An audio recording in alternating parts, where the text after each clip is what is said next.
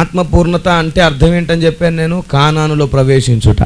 గత వారం చెప్పాను, కానాను అనేది పరలోకానికి సంపూర్ణ సాదృశ్యం కాదు. అందుకే వాగ్దాన దేశము నేను నీకు ఇస్తానని అబ్రహాంతో చెప్పినప్పుడు అబ్రహాం బయలుదేరాడు, కానాను దేశానికి వచ్చాడు. కానీ కానాను దేశంలో నేను ఉండలేదు, నేను ఇంకా పొందనయున్న అసలు కానాను వేరే ఉంది, అసలు ఆశీర్వాదం, అసలు వాగ్దాన దేశం వేరుగా ఉందని చెప్పి కానాను దేశంలో ఎంతో బలపడ్డాడు. అయినా సరే అక్కడి నుంచి వెళ్ళిపోయాడు, నిలువరమైన పట్టణాన్ని వెతుక్కున్నాడు కదా. గతసారి మనం ధ్యానించాం. గుడారాలు వేసుకొని ఎందుకున్నాడు అంటే, చాలామంది చరిత్ర తెలిసిన వారు ఏమంటారంటే, అది కూడా తెలీదా మీకు? ఆనాడు దినాల్లో సిమెంట్ ఎక్కడుంది, ఇటుకలు ఎక్కడున్నాయి, కంకర ఎక్కడుంది? ఆనాడు దినాల్లో మేస్త్రీలు ఎక్కడున్నారు? ఆనాడు దినాల్లో కట్టడానికి ఇంజనీర్లు ఎక్కడున్నారు? అందుకని వాళ్ళు గుడారాలు వేసుకున్నారు. ఆనాడు దినాల్లో గుడారాలే ఆనవాయితీ, గుడారాలే కట్టుకుంటారని నేనన్నాను. మరి ఐగుప్తులు అంత పెద్ద పెద్ద భవనాలు ఎట్లా కట్టారు అంటే, ఐగుప్తులో ఉన్నారు, వీళ్ళ దగ్గర లేరు, అందుకే కట్టలేదు. అందుకే వాళ్ళు గుడారాలు మోసుకొని తిరిగారు. ఇంకోటి చెప్తారు ఏంటంటే, మోసుకొని తిరగాలి కాబట్టి గుడారాలు కట్టుకున్నారు, ఒకే దగ్గర ఉండడం కుదరదు, వాళ్ళు యాత్ర చేయాలి కాబట్టి గుడారాలు కట్టుకున్నారు అన్నారు. ఇది తప్పే, అది తప్పే. ఎందుకంటే దేవుడు కావాలనే వాటిని పై పైన పెట్టి చూపిస్తున్నాడు. ఎందుకో తెలుసా? దేవుడు మాట్లాడిన వాడు చెప్పేది ఏంటో, దేవుడు మాట్లాడకుండానే చెప్పేవాడు ఏంటో సమాజానికి తెలియాలి. దేవుడు మాట్లాడకుండా చెప్పేవి ఏంటి పైన పైన కనబడిపోతుంది. వాళ్ళు యాత్ర చేయాలి కాబట్టి మోసుకెళ్ళారు. యాత్ర చేసేవాడు ఎవడైనా కానీ ఇల్లు కట్టుకుంటే వెళ్తాడా? గుడారాలు మోసుకుంటూ వెళ్ళాలి. మన దగ్గర కూడా చాలామంది వలస వచ్చి ఊరవతలో గుడిసేసుకొని ఉంటారు, మరలా వాళ్ళు అయిపోగానే వెళ్ళిపోతుంటారు అని చెప్పి వాళ్ళు ఉదాహరణ చెప్తారు. కానీ విషయం అది కాదు బాబు. హెబ్రీ పత్రికలో చాలా స్పష్టంగా మనం చూసాం, చూడండి. హెబ్రీ పత్రిక 11:9-10 వచనాలు. విశ్వాసమును బట్టి అతడును అతనితో ఆ వాగ్దానమునకు సమాన వారసులైన ఇస్సాకు యాకోబు అనువారును గుడారములలో నివసించుచు అన్య దేశములో ఉన్నట్లుగా వాగ్దాత దేశములో పరవాసులై ఎందుకని గుడారాలు వేసుకున్నారంట? అప్పటి ఆనవాయితీ అదని, జర్నీలు ఉన్నాయని కాదు నాయన, విశ్వాసం ఉంది కాబట్టి విశ్వాసముతో గుడారాలు వేసుకున్నారంట.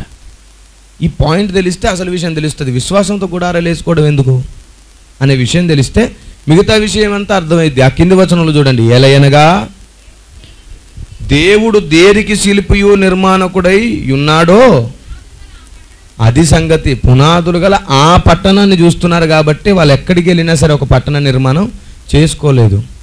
అంతేగాని ఆనాడు ఉన్నట్లుగానే అబ్రహాం అనుకుంటే ఎప్పుడో కట్టేసుకునేవాడు. అవునా కదా? బోల్డంత ధనం ఉంది ఆయన దగ్గర. అబ్రహాం ఒక రాజుతో ఉన్నంత సమానమైన వైభవం ఉన్నోడు. కట్టుకోవాలంటే కట్టుకోలేడా? ఏమండి, కట్టుకోగలడా లేదా? గుడారాలు ఎందుకు వేసుకున్నాడంటే ఒకటి సూచనగా దేవుడు చూపిస్తున్నాడు. ఇక్కడ అసలు మీ నిలువర పట్టణమే లేదు. దేవుడు దేనికి శిల్పి నిర్మాణకుడో దానికోసం ఎదురు చూడాలి. దేవునికి మహిమ కలుగును గాక. ఈ భూమి మీద దేవుడు ఎన్ని వాగ్దానాలను ఇచ్చును గాక, కానీ ఏవి శాశ్వతం కాదు. భూమి మీద దేవుడు ఎన్ని వాగ్దానాలను ఇచ్చును గాక, దేవుడు వాగ్దానం ఇవ్వడం ఈజీయే, కానీ దాన్ని నువ్వు నెరవేర్చుకోవడం చాలా కష్టం. దేవుడు వాగ్దానాలు ఇవ్వడం ఈజీయే. చాలామంది సంబరపడిపోతారు, దేవుడు నాకు వాగ్దానం ఇచ్చాడు, దేవుడు నాకు మాట ఇచ్చాడు, దాన్ని ఆయన నెరవేర్చుటకు సమర్థుడు కాదని ఎవరన్నారు బాబు? కానీ నెరవేర్చుకొనుటకు, దాన్ని స్వాధీనపరచుకొనుటకు నీవు సమర్థుడవా కాదా చూసుకోవాలి ఫస్ట్. Praise the lord. సామర్థ్యత లేకపోతే దేవుని వాగ్దానాన్ని స్వతంత్రించుకోలేదు. రాయబడింది వాగ్దానములు ఆయన ఇస్తాడు, కానీ స్వతంత్రించుకుంటే మాత్రం మన పని. మనం దాన్ని స్వతంత్రించుకోకపోతే అవి మనకు సొంతం అవ్వవు. గుర్తుంచుకోండి, ఎప్పుడు మర్చిపోవద్దు. దేవునికి మహిమ కలుగును గాక. కాబట్టి ఆనాటి దినాల్లో వారు ఎందుకు డేరాలు వేసుకొని ఉన్నారంటే విశ్వాసముతో. దేన్ని బట్టి విశ్వాసముతో? దేవుడిచ్చే స్థిరమైన అసలు సిసలైన కానాను, వాస్తవానికి ఈ భూమి మీద చెప్పబడిన కానాను సంపూర్ణంగా పరలోకానికి సాదృశ్యం కాదు. అర్థమైందా? అది పరలోకానికి ముందుగా బయానా లాంటిది. అంటే అర్థం ఏంటి? సంచకరువు. ఎందుకు ఈ భూమి మీద ఉన్నటువంటి కానాను పరలోకానికి సాదృశ్యం పూర్తిగా కాదు అంటే, కానానులోనికి ఇశ్రాయేలు ప్రజలు అడుగుపెట్టిన తర్వాత కూడా పాపము చేశారు. అవునా? చాలామంది రాజులు వాళ్ళ మీదకి వచ్చి యుద్ధాలు చేశారు, వాళ్ళని చెరపట్టి తీసుకొని వెళ్ళారు. ఇది నిజంగా పూర్తిగా పరలోకానికి సాదృశ్యం అయితే మనం కూడా పరలోకానికి వెళ్ళినాక పాపం చేస్తామా? మన మీద కూడా దండయాత్ర జరుగుతుందా? మనం కూడా చెరల పాలవుతామా? అవ్వము కదా. కాబట్టి అది పూర్తిగా సాదృశ్యం అయితే కాదు, కేవలం చూపించడానికి ఒక సూచన మాత్రమే. ఏమండి, పరలోకము పూర్తిగా ఈ భూమి మీద ఉన్న కానానికి సాదృశ్యం కానే కాదు. కానీ కానాను పరిశుద్ధాత్మదేవుని సర్వసంపూర్ణతకు, అనగా మనం ఆత్మ పరిపూర్ణమై ఉండడానికి మాత్రం సాదృశ్యం. ఎవరైతే పారాను అనుభవం దాటుతారో వారు ఆత్మపూర్ణులు అవుతారు. దేవునికి స్తోత్రం కలుగును గాక. ఇప్పుడు కాలేబు యెహోషువల ఆత్మపూర్ణులా కాదా? కాలేబు యెహోషువలు ఎవరు? ఆత్మపూర్ణులు. పారాను అనుభవం దాటిన తర్వాత కలిగేది ఆత్మపూర్ణత కదా. యెహోషువపై చేతులుంచింది ఎవరు? మోషే. అప్పుడు మోషే జ్ఞానాత్మ పూర్ణుడు. ఆయన ఎప్పుడు చేతులుంచాడు? దేవుడు చెప్పాడు, బాబు ఈ అనుభవం దాటిన తర్వాత ఈ వ్యక్తి ఖచ్చితంగా పూర్ణుడు అవ్వాలి, ఆత్మపూర్ణుడు అవ్వాలి. ఈ వ్యక్తి మిగతా వారిని నడిపేవాడు అవ్వాలి. ఒక ఆత్మపూర్ణుడు తప్ప దేవుని ప్రజల్ని ఇంకొకడు నడపడం చేత కాదు. తప్పుగా నడిపిస్తారు. మీకు తెలుసా? ఈ ఇశ్రాయేలు జనాంగం ఏం చేశారో తెలుసా? ఆ పారాను దగ్గర దాకా వచ్చి కానానులోనికి వెళ్ళిన పరిస్థితులన్నీ చూసి మనకు వ్యతిరేకంగా ఉన్నాయి, మనం వారిని గెలవలేమని చెప్పేసి మరలా ఐగుప్తు వరకు చూశారు ప్రయాణం చేద్దామని కదా. మరలా ఐగుప్తు ప్రయాణం చేద్దామని ఏమనుకున్నారు తెలుసా? మన కొరకు ఇంకొక నాయకుడిని ఎన్నుకుందాం. ఏం చేద్దాం? మన కొరకు ఇంకొక నాయకుడిని ఎన్నుకొని మనం ఐగుప్తుకి వెళ్ళిపోదాం. అంటే దేవుడు ఎన్నుకున్న నాయకుడు కాదు, వాళ్ళ సొంత నాయకుడు. అందుకే అన్నాడు, అంచె దినములో తమకు నచ్చిన వారిని ఎన్నుకుంటారని. నచ్చిన వారిని ఎన్నుకోకు, బైబిల్ మెచ్చిన వారిని ఎన్నుకో, ధన్యుడు అవుతావు, సరి అయిన మార్గంలో పరిగెడతావు. Praise the lord. నచ్చిన వారిని ఎన్నుకుంటే నీకేం లాభం లేదు. బైబిల్ మెచ్చిన వారిని ఎన్నుకోవాలి.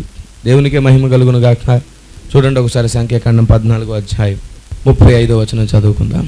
ఇది యెహోవాను నేను చెప్పిన మాట, నాకు విరోధముగా కూడిన చెడ్డదగు ఈ సర్వ సమాజమునకు నిశ్చయముగా దీన్ని చేసేదను. ఈ అరణ్యంలో వారు క్షీణించిపోదురు, ఇక్కడనే చనిపోదురు అనెను. ఇప్పుడు పారాను అనుభవం దాటిన తర్వాత వీరు దేవుని పరీక్షలో ఫెయిల్ అయిపోయిన తర్వాత దేనికోసం బ్రతుకుతున్నారు తెలుసా? వాగ్దాన దేశం కోసం కాదు వారు బ్రతికేది. చావు ఎప్పుడు వస్తుందా అని బ్రతుకుతున్నారు. ఏం చేస్తున్నారు?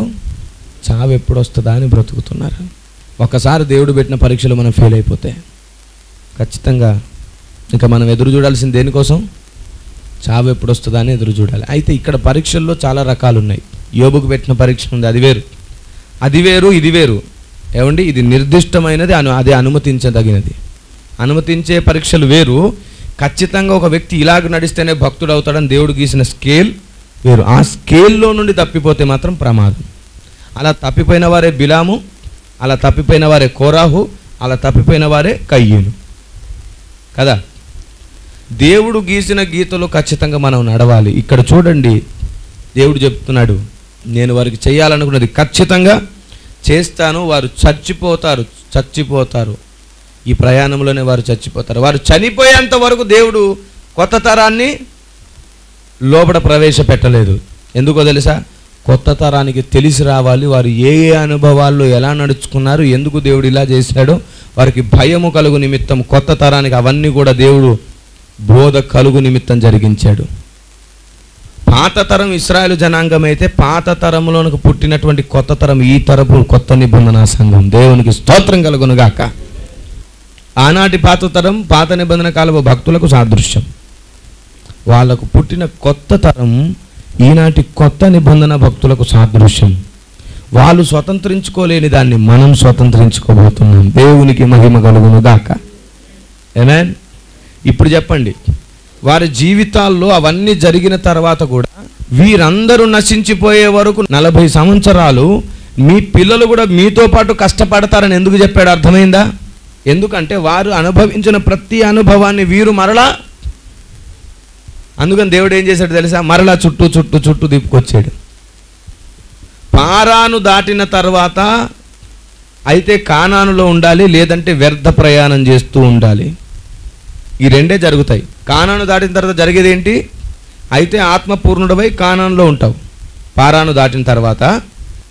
లేదు నువ్వు ఫెయిల్ అయ్యావు అనుకో, ఇక నీ ప్రయాణం అంతా వ్యర్థ ప్రయాణమే. దేనికోసం ఆ ప్రయాణం అంతా? చావు కోసం. వీళ్ళు చనిపోగానే కొత్తతనం స్వాధీనపరుచుకున్నారు. ఎందుకనంటే వాళ్ళకు తెలీదు ఆ ప్రాంతాలు ఏంటో. 40 సంవత్సరాల్లో వాళ్ళకు అనుభవం కలిగిపోయింది. ఏమండి, ఎన్నిసార్లు ఆ పగిలిన రాయి దగ్గరకు వచ్చారు, రెండుగా చీలి నీళ్ళు ఇచ్చిన రాయి దగ్గరకు వచ్చారు.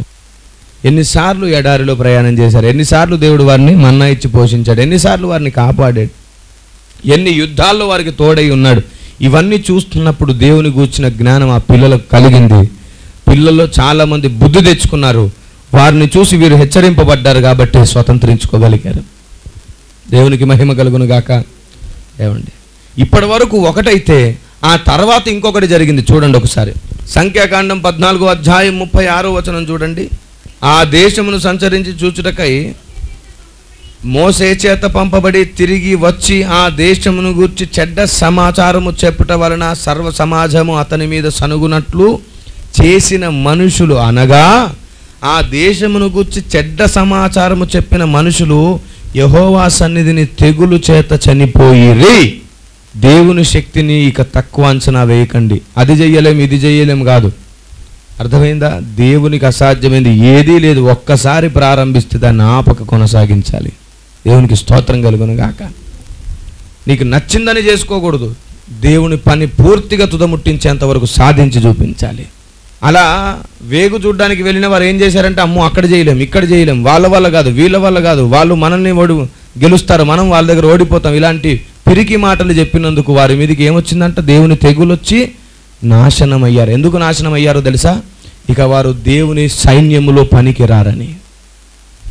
దేవుని సైన్యంలో ఎప్పుడు పిరికి మాటలు చెప్పుకోకండి, ఎప్పుడు పిరికి మాటలు అనుకోకండి, ఎప్పుడు సోమరితనపు ఆలోచనలు రానివ్వకండి, ఎప్పుడు వెనకాడే మనసును రానివ్వకండి. ఒక్క అడుగు వేస్తే అది 10 అడుగులు మరలా కనబడేటట్లు ఉండాలి. Praise the lord. ఖచ్చితంగా వెనకాడకూడదు. ఒకవేళ వెనక ఆడాము అంటే మాత్రం మనం పారాను అనుభవంలో మోసపోయాం. సాతాను ద్వారా పారాను అనుభవంలో ఫెయిల్ అయిపోయినట్టే. మీరు ఆత్మపూర్ణులై వర్ధిల్లడానికి మంచి అవకాశం ఏంటో తెలుసా? మీ శక్తిని, మీ మనసును కూడగట్టుకొని కష్టపడడానికి ఇష్టపడి దేవుని శక్తిపై అంచనా వేసుకుని బ్రతకాలి. Praise the lord. అప్పుడు సాధిస్తాం. ఇదంతా మోషే భక్తుడు వాళ్ళకు ప్రకటించేశాడు. ప్రకటించిన తర్వాత వాళ్ళు ఏం చేస్తున్నారు చూడండి ఒకసారి 40వ వచనం. వారు ఉదయమున లేచి ఆ కొనల మీదకి ఎక్కి, చిత్తమండి మేము పాపము చేసిన వారము, యెహోవా చెప్పిన స్థలమునకు వెలుదుమనిరి. ఏమండి, ఇది ఎప్పుడన్నారో తెలుసా? ఒకసారి ఆ పై వచనం చూడండి. 39వ వచనంలో మోషే ఇశ్రాయేలీయులతో ఈ మాటలు చెప్పగా ఆ జనులు చాలా దుఃఖించిరి. ఏం చేశారంట? దుఃఖపడ్డారు. ఇప్పుడు దుఃఖించడం అంటే పశ్చాత్తాపానికి సూచన కదా, అవునా కదా? పశ్చాత్తాపడి మరలా ఏమన్నారు? దేవుడు చెప్పినట్లే. మీకు మాట చెప్పనా? ఇక్కడ పశ్చాత్తాపడి దేవుడు చెప్పినట్లు చేస్తా అనడమే తప్పు అయిపోయింది. మరలా ఏంటో తెలుసా తప్పు? దేవుడు వెళ్ళమన్నప్పుడు వెళ్ళకుండా తర్వాత వెళ్తానంటున్నారు. కానీ తర్వాత వెళ్తాననే లోపు దేవుడు వేరే చోటుకి వెళ్ళమని చెప్పేశాడు. మొట్టమొదటిగా వెళ్ళమన్నప్పుడు యుద్ధం చేయడానికి వెళ్ళండి, నేను గెలిపిస్తానన్నప్పుడు వెళ్ళారా? వెళ్ళలేదు. వెళ్ళకుండా తర్వాత దేవుడు ఇక వీళ్ళు ఇటు వెళ్ళలేదు కాబట్టి ఇక నుంచి వీళ్ళు ఇటు వెళ్ళాలి, ఈ 40 సంవత్సరాలు ఇటు జర్నీ చేయాలని దేవుడు నిర్ణయించేశాడు. ఇప్పుడేమంటున్నారు? దేవుడు నిర్ణయించిన తర్వాత లేదు ఇప్పుడు వెళ్తాం అంటే గద్దించినాక, బుద్ధి చెప్పినాక, కోపానికి వచ్చిన తర్వాత అప్పుడు మరలా నిర్ణయం మార్చుకుంటే అది విధేయత కానే కాదు, లోబడ్డం కానే కాదు, భక్తి కానే కాదు. గద్దించేంత వరకు కాదు, తిట్టేంత వరకు కాదు, మొదటే వినగలగాలి, తిరగబడకూడదు. మొదట తిరగబడి తర్వాత నీ ఇష్టమేనండి అంటే ఎట్ట కుదిరిద్ది? తిరగబడ్డావు కాబట్టి నీ స్థాయి మారిపోయింది. నీ స్థాయి ఎక్కడుందో అక్కడికి వెళ్ళిపోవాలి అంతే. ఇప్పుడేమంటున్నారు? ఇప్పుడు మేము వెళ్తాం. ఏమంటున్నారు తెలుసా? చిత్తమండి. అప్పుడేమైంది ఆ చిత్తం? అప్పుడు స్వచిత్తములో బతికారు. ఇప్పుడు దేవుని చిత్తమే కావాలంట, కానీ దేవుని చిత్తం మారిపోయింది వాళ్ళ విషయంలో. దేవుని చిత్తం మారిన తర్వాత మారిపోయిన దైవ చిత్తమే చేస్తానని కూర్చుంటున్నారు. ఈరోజు కూడా అదే జరుగుతుంది. దేవుడు ధర్మశాస్త్రం నెరవేర్చి కూర్చున్నాడు. ఇప్పుడు మరలా అవే కర్మకాండ, అవే నమ్మకాలతో బ్రతుకుతున్న వారు కొందరు ఉన్నారు. సెవెంత్ డే అడ్వాంటిజం, యెహోవా సాక్షులు, ఏమండి, ఇంకా కొన్ని పండగ ఆచారాలు చేసేవారు. వీళ్ళందరూ కూడా మరలా ధర్మశాస్త్రాన్ని వెంబడిస్తున్నారు. ధర్మశాస్త్రం 3 రకాలు, ఒకే ధర్మశాస్త్రం కాదు. ధర్మశాస్త్రము కర్మకాండ కొట్టివేయబడింది, కానీ ప్రవక్తల లేఖనాలు కొట్టివేయబడలేదు. పంచకాండాల్లో ఉన్నటువంటి దేవుని సందేశము కొట్టివేయబడలేదు. భక్తుల జీవితం కూడా ధర్మశాస్త్రంగా దేవుడు రాయించాడు. Praise the lord. అవేం కొట్టివేయబడలేదు, ఒక కర్మకాండ మాత్రం కొట్టివేయబడింది. Praise the lord. ఇప్పుడు దేవుడు అంటున్నాడు ఇటు వెళ్ళు అని. అప్పుడు వాళ్ళు ఏమంటున్నారు? పశ్చాత్తాపపడి, ఇది నిజమైన పశ్చాత్తాపం కాదు, ఇది నాటకాలాడే పశ్చాత్తాపం. ఏమండి, ఏదో ఎదుటి మనిషి దగ్గర మెప్పు పొందే పశ్చాత్తాపం, నాయకుని దగ్గర గొప్పతనాన్ని పొందే పశ్చాత్తాపం. దేవుడు క్షమించడు, నాయకుడైనా క్షమిస్తాడేమో కానీ దేవుడు అసలు. చూడండి ఏం జరిగిందో, కింది వచనాలు చూద్దాం ఒకసారి మనం అందరం కలిసి. సంఖ్యాకాండం 14వ అధ్యాయము 41వ వచనం. అప్పుడు మోషే, ఇది ఏలా మీరు యెహోవా మాట మీరుచున్నారే. అరే, మీరడం ఏంటండి? దేవుడు వెళ్ళమన్న చోటుకే కదా వెళ్తానంటున్నావు. అయితే మారిపోయింది, ఇప్పుడు మీరు అది చేస్తే మీరినట్లే అని చెప్పినా సరే వాళ్ళు ఏం చేశారు చూడండి. 42వ వచనం. అది కొనసాగదు, యెహోవా మీ మధ్య లేడు గనక మీ శత్రువులు ఎదుట హతము చేయబడుదురు, మీరు సాగిపోకుడి. చెప్పాడా దైవజనుడు? చెప్పాడా? వద్దు బాబు, అప్పుడు వెళ్ళమన్నాడు కానీ అప్పుడు నువ్వు వెళ్ళుంటే బాగుండేది, అప్పుడు నువ్వు నీ సొంత నిర్ణయం తీసుకున్నావు కాబట్టి కుదరదు. ఇప్పుడు వెళ్తానంటే ఆ మార్గం కాదు, వేరే మార్గం ఉంది నీకోసం. వేరే మార్గం వెళ్తే కాస్తో కూస్తో బాగుంటావు. లేదు లేదని చెప్పేసి దేవుడు అప్పుడు చెప్పాడు కదా, దేవుడు అవునని కాదనవాడు కాదు కదా అని ఒక లాజిక్ని వాడుకొని ఇప్పుడు వెళ్తే మాత్రం హతమైపోతావు, నీ మార్గము మారిపోయింది అని దేవుడు దైవజనుల ద్వారా చెప్పినప్పుడు వారు వినలేదు. చూడండి ఏం జరిగిందో ఒకసారి. 43వ వచనం చదువుకుంటున్నాం, సంఖ్యాకాండం 14:43. ఏలయనగా అమాలేకీలు కనానీయులు మీకంటే ముందుగా అక్కడికి చేరి ఉన్నారు, మీరు ఖడ్గం చేత కూలుదురు, మీరు యెహోవాను అనుసరించుట మానితిరి గనుక ఇక యెహోవా మీకు తోడై ఉండడని చెప్పిన. ఎంత బాధాకరమైన విషయం అది. ఆ తర్వాత ఏం జరిగింది చూడండి. అయితే వారు మూర్ఖించి ఆ కొండ కొన ఎక్కిపోయిరి. ఇదిగోండి, అయినను యెహోవా నిబంధన మందసమైనను మోషే అయినను పాలములో నుండి బయలు వెళ్ళలేదు. దేవుని నిబంధన మందసం వెళ్ళలేదు, నడిపే నాయకుడు కూడా వెళ్ళలేదు, వాళ్ళే వెళ్ళిపోయారు. ఏం జరిగిందో చూడండి ఒకసారి. అప్పుడు ఆ కొండ మీద నివాసముగానున్న అమాలేకీలు కానానీయులు దిగి వచ్చి వారిని కొట్టి హొర్మోను వరకు వారిని తరిమి హతము చేసిరి. చూసారా? ఫస్ట్ దేవుడు వెళ్ళమన్న చోటికి నువ్వు వెళ్ళుంటే ఇదే పని ఇశ్రాయేలీయులు వారిని హతం చేసేవారు. అలా కాకుండా ఇంకో సైడ్ నిర్ణయించుకున్నారు. తర్వాత మోషే గద్దించగానే మరలా ఇటువైపు అన్నారు. ముందే విధేయత చూపితే అసలు ఈ ప్రమాదమే. ఆత్మీయ జీవితంలో దేవుడు ఎవరిని వాడుకొని ఎవరితో నడుస్తున్నాడో వారిని వెంబడించాలి. వారు చెప్పింది నోరు మూసుకొని చేయడం క్షేమం. Praise the lord. కాదు కూడదని చెప్పేసి ఇష్టం వచ్చినట్టు ప్రవర్తిస్తే దేవుడు ఖచ్చితంగా గద్దిస్తాడు. గద్దించినప్పుడు పశ్చాత్తాపడి మనం ఏం చేస్తాం తెలుసా? దేవుడు చెప్పింది ఇప్పుడు చేస్తానని చెప్పి పరిగెత్తి నశిస్తాం. ఇప్పుడు అర్థమైందా దేవుడు ఏం చేస్తున్నాడో? ఒక్కసారి దేవుని మాట వినకపోతే ఎప్పుడు తెలుసు? ఇదంతా సంపూర్ణత, ఆత్మలో పరిపూర్ణులయ్యే స్థాయి అనుభవం వచ్చిన తర్వాత పరీక్షించాడు ఇలాగూ. అప్పుడు జరిగిందేంటి? దేవుడు ఇచ్చిన ఆజ్ఞను మార్చేశాడు. కానీ వీళ్ళేమనుకున్నారు? ఒకసారి అవునని కాదన్నాడు కదా, ఇచ్చిందే మాకు అనుకుని పరిగెత్తారు, నశించిపోయారు. మరి పశ్చాత్తాపడ్డారా లేదా? ఏడ్చారా లేదా? చిత్తమండి అన్నారా లేదా? ఇది నాటకాలండి, నిజమైన భక్తి కాదు, నిజమైన పశ్చాత్తాపం కాదు. ఆశీర్వాదములు రావేమోనని, దేవుని మాట వినకపోతే దీవెనలు రావేమోనని భయాలు ఉన్నాయి చూసారు ఈనాడు. ఆ పశ్చాత్తాపము, అమ్మో ఇది చేయకపోతే దేవుడు ఏదో చేసేస్తాడేమో, కాబట్టి ఇది ఇలా చేస్తే దేవుడు ఇది ఇస్తాడు, కాబట్టి మనం ఏదో చేద్దామని దేవుణ్ణే మోసం చేసే ప్రయత్నం చేస్తున్నారా? దేవుణ్ణే బురుడి కొట్టిస్తారా? సాధ్యమవ్వదు. మోసపోకుడి దేవుడు వెక్కిరింపబడడు. ఆయన చాలా ఎరిగినవాడు, అన్ని ఎరిగే పని చేస్తుంటాడు. ఈనాడు పశ్చాత్తాప పడుతున్నారన్న పేరుకే కానీ పశ్చాత్తాపం పడ్డ తర్వాత కూడా దేవుని ఆజ్ఞను వెంబడించక వారి సొంత ఆజ్ఞ వెంబడిస్తున్నారు. ఏంటో తెలుసా? వాళ్ళకి తెలిసిందే చేస్తున్నారు. ముందు తెలిసిందిగా దేవుని మార్గం, అదే చేస్తున్నారు.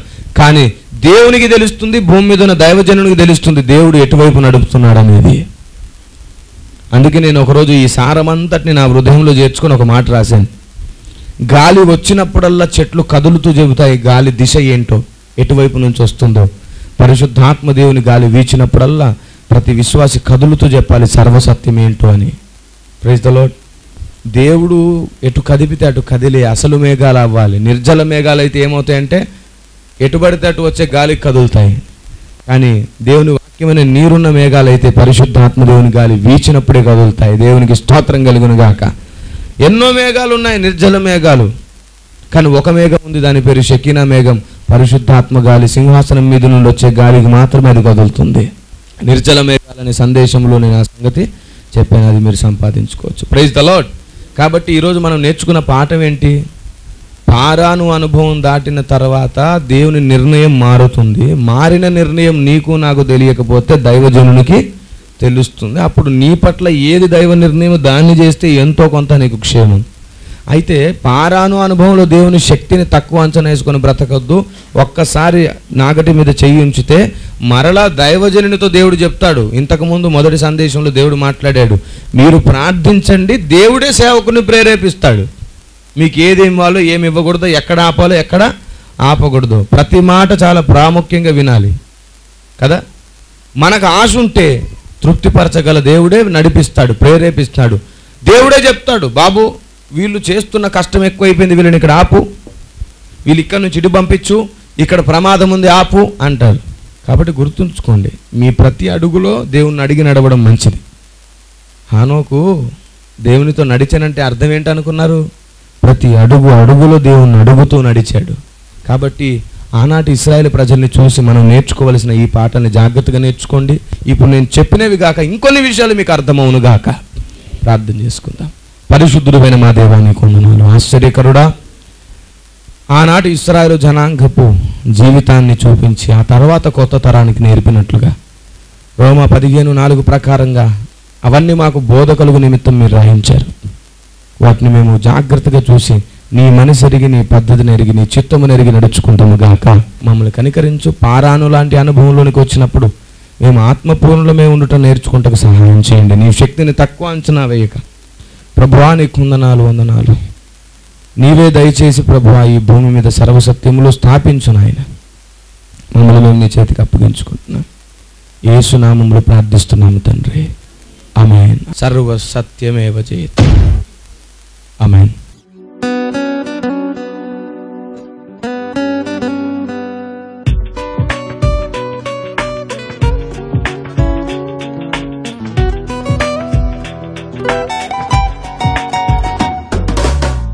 ప్రియమైన యేసయ్యా, ప్రేమకే రూపము, ప్రియమైన నిన్ను చూడని. ప్రియమైన యేసయ్యా, ప్రేమకే రూపము, ప్రియమైన నీతో ఉండని. నా ప్రియుడా యేసయ్యా, ఆశతో ఉన్నానయ్యా. నా ప్రియుడా యేసయ్యా, ఆశతో ఉన్నానయ్యా. ఆనందము సంతోషము నీవేనయ్యా, ఆశ్చర్యము నీ ప్రేమయే నాయడా. ఆనందము సంతోషము నీవేనయ్యా, ఆశ్చర్యము నీ ప్రేమయే నాయడా. ప్రియమైన యేసయ్యా, ప్రేమకే రూపము, ప్రియమైన నిన్ను చూడని. ప్రియమైన యేసయ్యా, ప్రేమకే రూపము, ప్రియమైన నీతో ఉండని.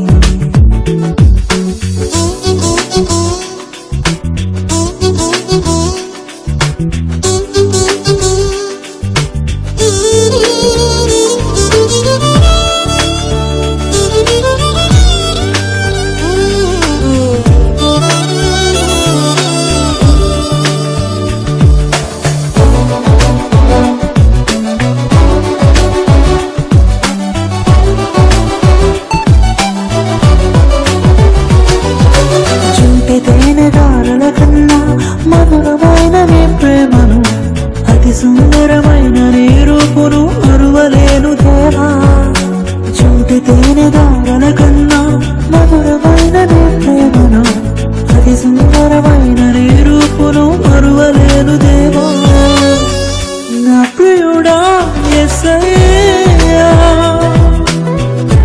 ఆశతో ఉన్నానయ్యా ఆనందము సంతోషము నీవేనయ్యా ఆశ్చర్యము నీ ప్రేమయే నాయడా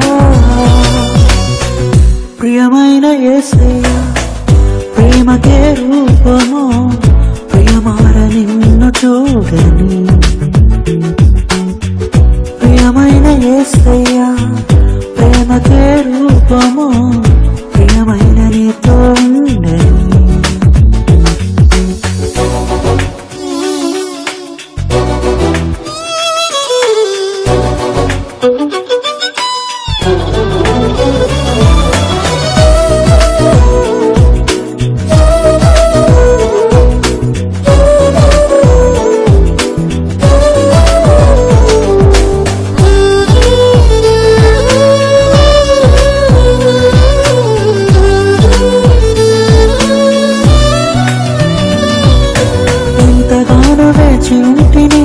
ఎవరు చూపని ప్రేమకై ఎదుట నీవే హృదిలో నీవే నా మనసులో నీవే ఎంతగానో వేచి ఉంటిని ఎవరు చూపని ప్రేమకై ఎదుట నీవే హృదిలో నీవే నా మనసులో నీవే నా ప్రియుడా యేసయ్యా ఆశతో ఉన్నానయ్యా సంతోషము నీవేనయ్యా ఆశ్చర్యము నీ ప్రేమయే నాయడా ప్రియమైన యేసయ్యా ప్రేమకే రూపము ప్రియమార నిన్ను చూడని ప్రియమైన యేసయ్యా